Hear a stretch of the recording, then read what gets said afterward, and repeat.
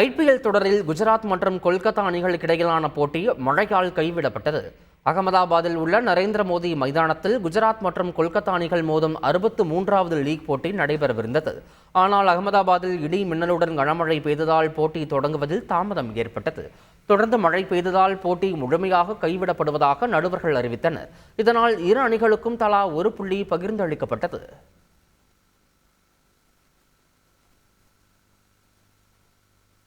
குஜராத் மற்றும் கொல்கத்தா இடையிலான போட்டி கைவிடப்பட்டதால் குஜராத் 3வது அணியாக நடப்பு ஐபிஎல் தொடரில் இருந்து விலகியது.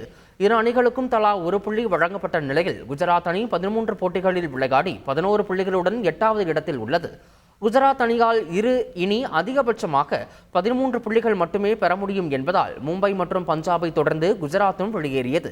அதே சமயம் 19 புள்ளிகள் பெற்ற கொல்கத்தா புள்ளி பட்டியலில் முதல் 2 இடங்களுக்குள் இருப்பதை உறுதி செய்தது. இதன் மூலம் இறுதிப் போட்டிக்கு செல்ல கொல்கத்தா அணிக்கு பிளே ஆஃப் சுற்றில் 2 வாய்ப்புகள் கிடைக்கும் என்பது குறிப்பிடத்தக்கது. செய்திகளை உடனுக்குடன் தெரிந்து கொள்ள உடனே சப்ஸ்கிரைப் பண்ணுங்க.